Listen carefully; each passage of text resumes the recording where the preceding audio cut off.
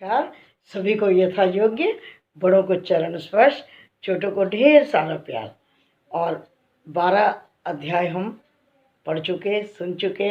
और आज प्रस्तुत है भगवत गीता का अध्याय 13। ओम श्री परमात्मने नमः। इसके उपरांत श्री कृष्ण भगवान फिर बोले, हे अर्जुन, यह शरीर क्षेत्र है, ऐसा कहा जाता है, और इसको जो जानता है उसको क्षेत्रज, ऐसा उनके तत्व को जानने वाले ज्ञानीजन कहते हैं। और हे अर्जुन, तू सब क्षेत्रों में क्षेत्रज्ञ अर्थात जीवात्मा भी मेरे को ही जान, और क्षेत्र क्षेत्रज का अर्थात विकार सहित प्रकृति का और पुरुष का जो तत्व से जानता है वह ज्ञान है, ऐसा मेरा मत है। इसलिए वह क्षेत्र जो है और जैसा है तथा जिन विकारों वाला है और जिस कारण से जो हुआ है, तथा वह क्षेत्रज्ञ भी जो है जिस प्रभाव वाला है, वह सब संक्षेप में मेरे से सुन। यह क्षेत्र और क्षेत्रज्ञ का तत्व ऋषियों द्वारा बहुत प्रकार से कहा गया है, अर्थात समझाया गया है, और नाना प्रकार के वेद मंत्रों से विभाग पूर्वक कहा गया है, तथा अच्छी प्रकार निश्चय किए हुए युक्ति युक्त ब्रह्म सूत्र के पदों द्वारा भी वैसे ही कहा गया है। हे अर्जुन, वही मैं तेरे लिए कहता हूँ कि 5 महाभूत अर्थात आकाश, वायु, अग्नि, जल और पृथ्वी का सूक्ष्म भाव, अहंकार, बुद्धि और मूल प्रकृति अर्थात त्रिगुणमयी माया भी, तथा 10 इंद्रियां अर्थात श्रोत्र, त्वचा, नेत्र, रसना और घ्राण एवं वाक, हस्त, पाद, उपस्थ और गुदा, एक मन और 5 इंद्रियों के विषय अर्थात शब्द, स्पर्श, रूप, रस और गंध, तथा इच्छा, द्वेष, सुख, दुख और स्थूल देह का पिंड एवं चेतनता और धृति। इस प्रकार यह क्षेत्र विकारों के सहित संक्षेप में कहा गया है। हे अर्जुन, श्रेष्ठता के अभिमान का अभाव, दंभाचरण का अभाव, प्राणी मात्र को किसी प्रकार भी ना सताना और क्षमा भाव तथा मन वाणी की सरलता, श्रद्धा भक्ति सहित गुरु की सेवा, बाहर भीतर की शुद्धि, अंतःकरण की स्थिरता, मन और इंद्रियों सहित शरीर का निग्रह, इस लोक और परलोक के संपूर्ण भोगों में आसक्ति का अभाव और अहंकार का भी अभाव, एवं जन्म, मृत्यु, जरा और रोग आदि में दुख दोषों का बारंबार विचार करना, पुत्र, स्त्री, घर और धन आदि में आसक्ति का अभाव और ममता का ना होना, तथा प्रिय अप्रिय की प्राप्ति में सदा ही चित्त का सम रहना अर्थात मन के अनुकूल तथा प्रतिकूल के प्राप्त होने पर हर्ष, शोक आदि विकारों का ना होना, मुझ परमेश्वर में एक ही भाव से स्थिति रूप ध्यान योग के द्वारा अव्यभिचारिणी भक्ति तथा एकांत और शुद्ध देश में रहने का स्वभाव और विषय आसक्त मनुष्यों के समुदाय में प्रेम का ना होना, तथा अध्यात्म ज्ञान में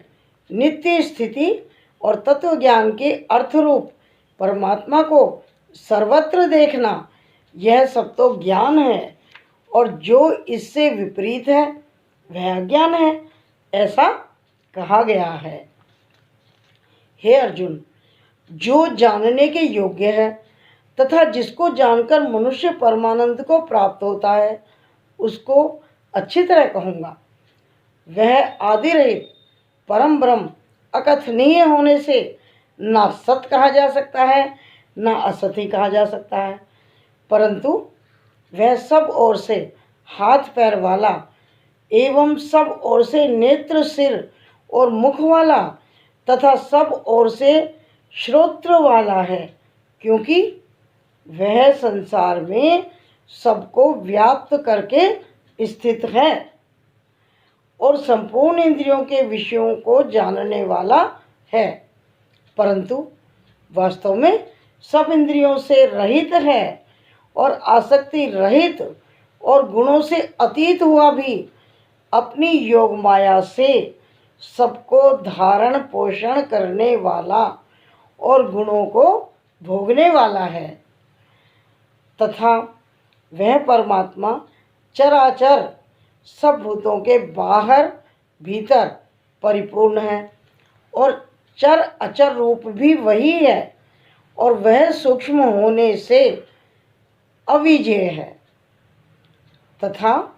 अति समीप में और दूर में भी वही स्थित है और वह विभाग रहित एक रूप से आकाश के सदृश परिपूर्ण हुआ भी चराचर संपूर्ण भूतों में पृथक पृथक के का सदृश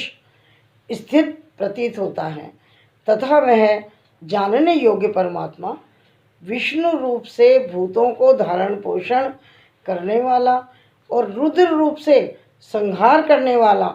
और ब्रह्मा रूप से सबका उत्पन्न करने वाला है। वह ब्रह्म ज्योतियों का भी ज्योति एवं माया से अति परे कहा जाता है, तथा वह परमात्मा बोध स्वरूप और जानने के योग्य है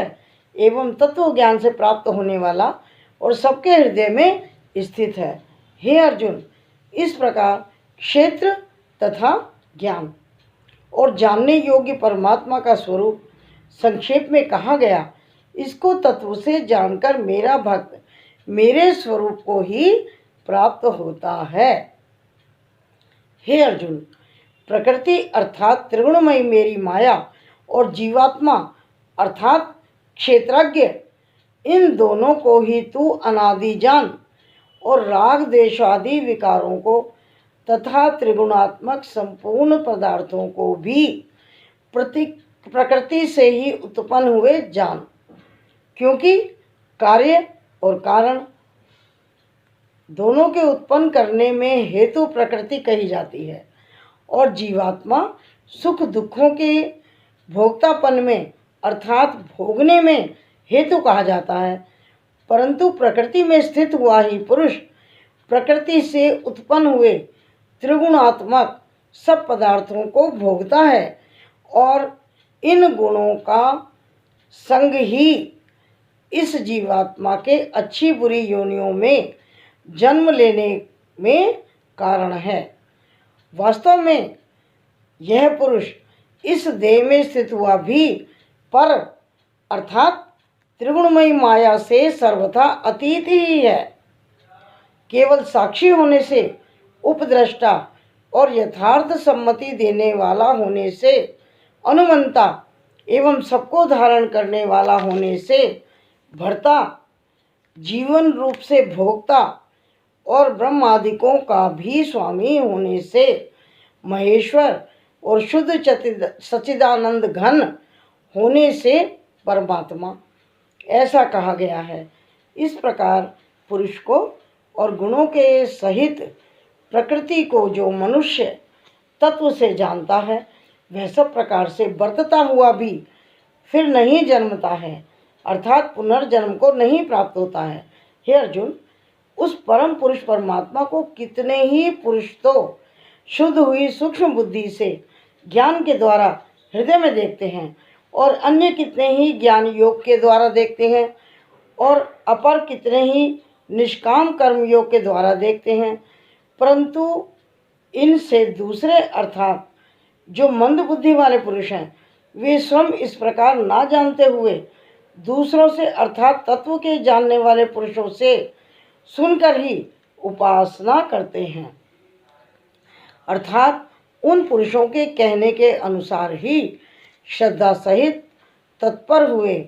साधन करते हैं और वे सुनने के परायण हुए पुरुष भी मृत्यु रूप संसार सागर को निसंदेह तर जाते हैं। हे अर्जुन,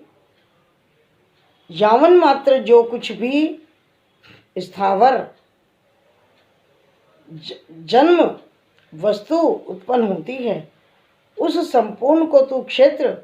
और क्षेत्रज्ञ के संयोग से ही उत्पन्न हुई जान, अर्थात प्रकृति और पुरुष के परस्पर के संबंध से ही संपूर्ण जगत की स्थिति है। वास्तव में तो संपूर्ण जगत नाशवान और क्षणभंगुर होने से अनित्य है। इस प्रकार जानकर जो पुरुष नष्ट हुए सब चराचर भूतों में नाश रहित परमेश्वर को समभाव से स्थित देखता है, वही देखता है, क्योंकि वह पुरुष सब में समभाव से स्थित हुए परमेश्वर को समान देखता हुआ अपने द्वारा अपने आप को नष्ट नहीं करता है, अर्थात शरीर का नाश होने से अपने आत्मा का नाश नहीं मानता है। इससे वह परम गति को प्राप्त होता है। और जो पुरुष संपूर्ण कर्मों को सब प्रकार से